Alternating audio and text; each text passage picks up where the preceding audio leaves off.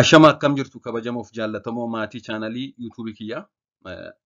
Barnoota irraa keessatti immoo kan ilaallu kunuunsa haati yeroo ulfaa ofiif gochuu qabdu kanneen gurguddoo ta'an kan jedhudha. Kunuunsa haati tokko yeroo ulfaa ofiif gochuu qabdu yookaan immoo maatiin haadha sanaaf gochuu qaban maal fa'aadha kanneen gurguddoo isaan kami kan jedhu ilaalla. Mee akka armaan gaditti waliin haa caqasnu. Gara barnoota kootti darbuun dura subscribe like kan hin godhin kanaan dura subscribe godhaan maatii ta'a akkasumas immoo chaanalii kana like gochuun jalqabaa jechuun barbaada.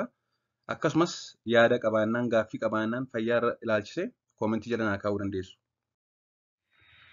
Haati ulfaa tokko ofis ta'ee daa'ima gadameessa jiru kunuunsuuf kan gochuu qabdu keessaa gurguddoon kan jalqabaa hordoffii ulfaa taasisuudha. Hordoffii ulfaa taasisuu kophaatti barnoota jedheen dure kanaan dura. Hordoffii ulfaa taasisuun faayidaa hedduu qaba. Isaan keessaa kan jalqabaa rakkoowwan ciccimoo ta'an dursanii adda baasuuf ittisuuf. Yeroo ulfaa wantoota mudachuu malan tokko dursanii adda baasuu fi akkasumas ittisuuf ni gargaara. Kana malees wantoota yeroo ulfaa mudatan dursanii qorachuuf yoo jiraatan immoo yaaluuf fakkeenyaaf dhibeewwan akka siifilis yookaan fantoo kan jennu hepatitis B, HIV, infekshinii ujummoo fincaanii kan kana fakkaatan qorachuudhaan yoo jiraate yaaluuf akka daa'imatti hin dabarre taasisuuf ni gargaara jechuudha.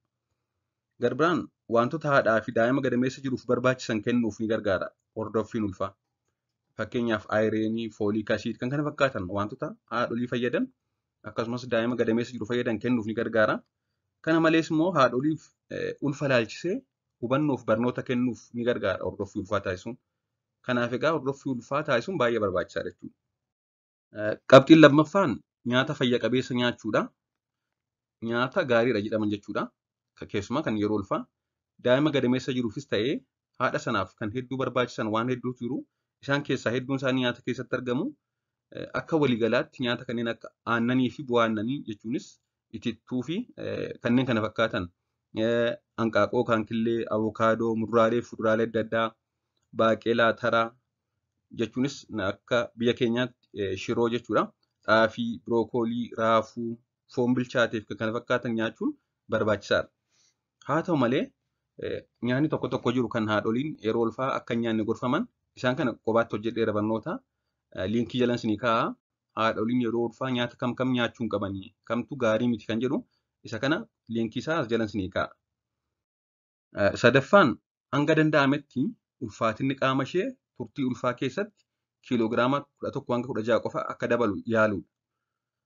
Ulfaatinni qaamaa yeroo ulfaa haati tokko kan daa'ima tokko qofa ulfoofte yoo ta'e giddu galeessaan kiiloogiraama 11 hanga 16 qofa dabala. Kanaa ol dabaluunis gaarii miti, kanaa gad dabaluunis gaarii miti jechuudha. Kanneen duraan ulfaatinni qaamaa guddoo ta'an yookaan obees ta'an furdoo ta'an naannoo kiiloogiraama 11 dabalu yeroo ulfaa. Kanneen immoo duraan xixiqqoo qaamni isaanii ulfaatinni qaama isaanii xixiqqaa ta'e naannoo 16 dabalu jechuudha. Kiiloogiraama 11 hanga 16 yeroo jennu kana dhagaa reenjii kana jira. Kanneen duraan furdoo ta'an naannoo 11 dabalu.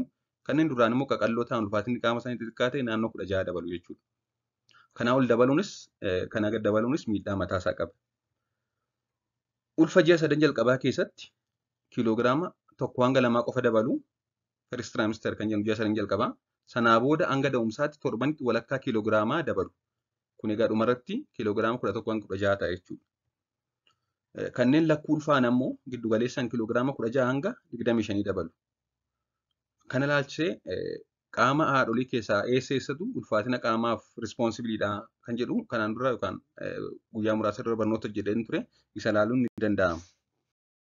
Qabxiin arfaffaan dhugaatii alkoolii irraa of qusachuudha yeroo ulfaa. Yeroo ulfaa alkoolii dhuguun daa'ima gadameessa jiru irratti dhibee feetaal alkool sindireem jedhamu fida. Dhibee feetaal alkool sindireem ilaalchisee kanaan dura barnoota hojjedheera. Akka waliigalaatti yeroo alkooliin xiqqaas haa ta'u guddaa yeroo ulfaa hin eeyyamamu dhibee mataasaa fida jechuudha. Dhibeen feetaal alkool sindireem jedhamu kun immoo qaama daa'imaa hunda irratti miidhaa fiduu mala. Sammuu irratti, onnee irratti, garaacha bakka adda addaa irratti jechuudha. Kanaaf hanga danda'ametti dhugaatii alkoolii irraa of qusachuun baay'ee barbaachisaadha yeroo ulfaa. Qabxiin shanaffaan dawaa adda addaa yookaan qorichoota adda addaa ajaja ogeessaa fayyaa malee fudhachuu dhiisuudha. Normaalii qorichi kamillee otoo ajaja ogeessaa malee hin kennamu ta'e gaariidha. Haa ta'u malee kun biyya keenyatti hin baratamne. Yeroo ulfaa garuu keessumatti dawaan fudhatamu hundi kan ogeessi akka haati ulfa taate adda baasee ajaje ta'uu qaba. Ulfaa fi haadha irratti miidhaa kan hin qabne akka ta'e adda baasuu qaba jechuudha. Sababni isaas yeroo gadameessa jedhu qaamni daa'imaa yeroo itti uumamaa jiru waan ta'eef yookaan orgaanojenesis qorichoonni kun daa'ima gadameessa keessa jiru irratti miidhaa mataa isaanii fiduu danda'u jechuudha. Qorichoota hedduu jiru kan yeroo ulfaa hin ajajamne yookaan hin gorfamne isaan keessaa kanneen gurguddoo ta'an kanneen akka kilooraamfeenikool, siproo, piriimaakiin, saalfoonamaadis kanneen hedduu jiru isaan. Akkuma waliigalaatti garuu qoricha fudhannu hunda ogeessa mariisuu qabna. Ulfa irratti dhiibbaa qabu hin qabu kan jedhu. Qabxiin jahaffaan sosochii qaamaa ga'aa ta'e taasisuudha yookaan eksersaayis taasisuudha.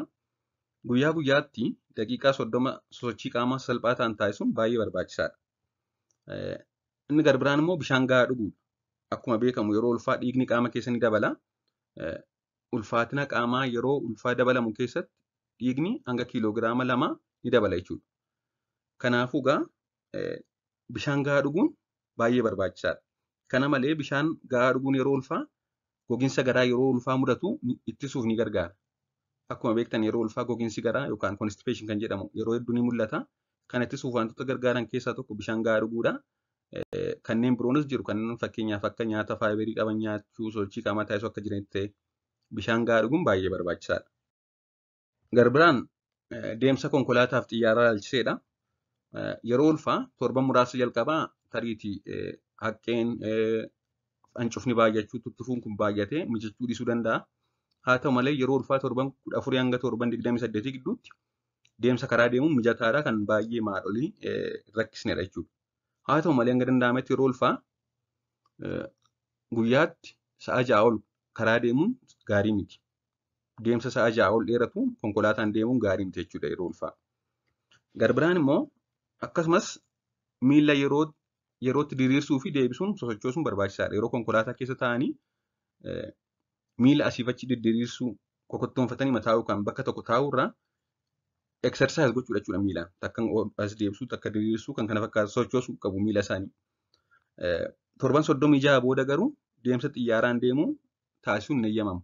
Haadholiin ulfaa erga ulfi da'umsaaf ga'uu ga'e naannoo torban 36 booda akka xiyyaaraan deeman hin eeyyamamu. Sababni isaas ciniinsuun tasa dhufuu danda'a waan ta'eef. Qabxiin biraan hirriba gahaa ta'e rafuudha yookaan hirriba gahaa argachuu kan jedhudha. Kana ilaalchisee kanaan dura barnoota jedheen ture. Akka dhaabbanni National Sleep Foundation jedhutti namni tokko yoo sa'a 7 hanga 9 rafee fayyummaa qaamaa fi sammuuf gaarii fi gahaadha jedha.